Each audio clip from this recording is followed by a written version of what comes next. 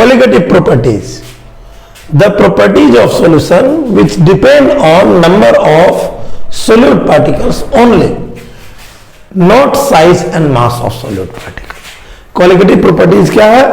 solution का वैसा properties जो number of solute particle पर डिपेंड करता है, उसके साइज या मास या अदर कैरेक्टर से कोई लेना देना नहीं है।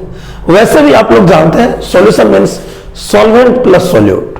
दैट मींस जब नंबर ऑफ सोल्यूट पार्टिकल के कारण चेंज आएगा कुछ, तो वह किस में चेंज आएगा? सॉल्वेंट की जो एक्टिविटी हो रही थी उसमें चेंज आएगा। इसको अच्छे से समझने के लिए क्या करते हैं, some limitations of colligative properties को जरूर जाने। Some limitations are solute must be non volatile in nature. Solute क्या होना चाहिए? नॉन वोलेटाइल होना चाहिए। तो सॉल्वेंट क्या होता है बच्चों? लिक्विड फेज में होता है, सॉल्यूशन फेज में होता है। तो नो डाउट जब सॉल्यूशन लिक्विड फेज में होता है, सॉल्यूशन लिक्विड फेज में होता है, तो नो डाउट वह इवोपरेट होगा और वोलेटाइल होगा, टेम्परेचर का इफेक्ट होगा। इसका मतलब सॉल्यूट क्या होना चाहिए? बोलिए, सॉलिड होना चाहिए। सॉल्यूट क्या होना चाहिए? सॉलिड होना चाहिए। अब कहता है solute and solvent molecule must be non reactive in nature.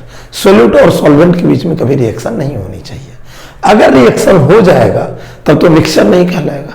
Solution is just, बात कर लो, solution is just type of mixture. Solution is just type of क्या है? Mixture. Solution is just type of mixture. कैसा mixture? तो mixture का definition ही कहता है mixture of non reactive substance, mixing of non reactive substance. इसका मतलब सॉल्यूट और सॉल्वेंट कैसा लेना चाहिए? पहले से कंफर्म रहिए कि इस दोनों के बीच में रिएक्शन नहीं होनी चाहिए। उसी को मिक्स करेंगे, non volatile solute and solvent. Solvent कोई भी लीजिए, लेकिन सॉल्यूट और सॉल्वेंट के बीच रिएक्शन नहीं होनी चाहिए।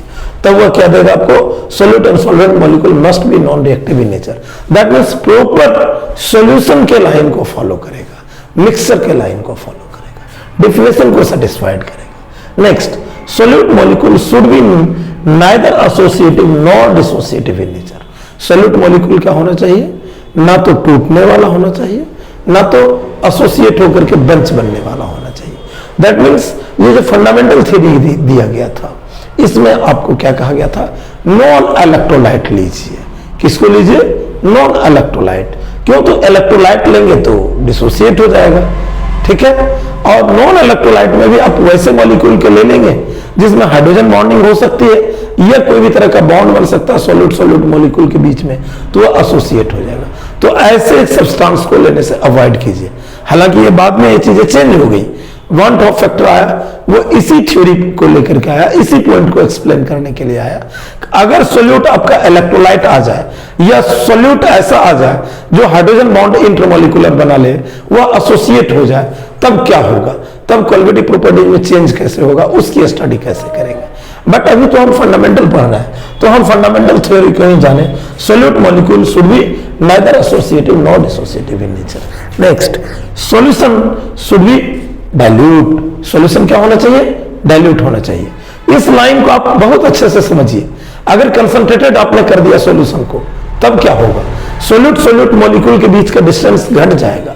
फाइनली क्या होगा? अट्रैक्ट करेगा एक दूसरे को, और जब वह अट्रैक्ट करेगा तो मे भी बंच बन जाएगा। मे भी क्या हो जाएगा? बंच बन जाएगा।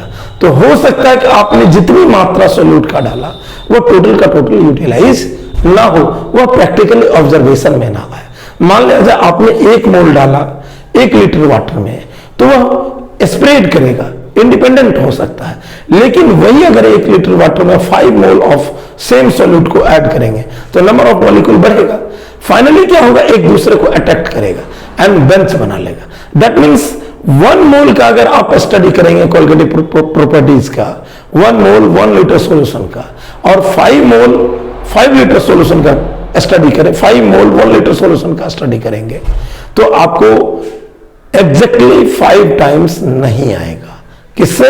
1 मोल 1 लीटर के कंपैरिजन में, बिकॉज की नंबर ऑफ सोल्यूट मॉलिक्यूल बढ़ेगा, वो बंचिंग होगा। That means net solute molecule in solution घट जाएगा। इसलिए सॉल्यूशन क्या होगा? Should be dilute in nature. ये कंसंट्रेटेड नहीं लेना चाहिए आपको, ठीक है। ये था आपका फंडामेंटल लिमिटेशंस। अब types of colligative properties, types of colligative properties. First, relative lowering in vapor pressure. Second, elevation in boiling point.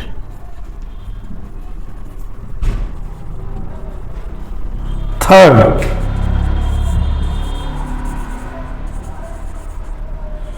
depression in freezing point.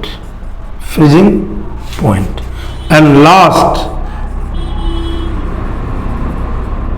osmotic pressure. Last क्या है आपका?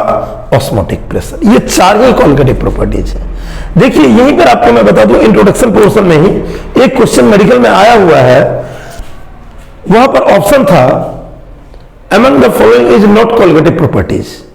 तो उसमें ये तीन तो था ही, एक, दो और तीन. उसमें एक और दे दिया था, relative lowering in vapour pressure के साथ साथ lowering in vapour pressure. That means lowering in vapour pressure is not colligative properties, but relative lowering in vapour pressure and among this three, all this three are colligative properties. तो आपको क्या cut करना है इसमें से? अगर exam में पूछ दिया जाए relative lowering in vapour pressure और लोअरिंग इन वेपर प्रेशर, तो आपका आंसर होगा relative lowering in vapour pressure is colligative properties while lowering in vapor pressure is not colligative properties. Thank you.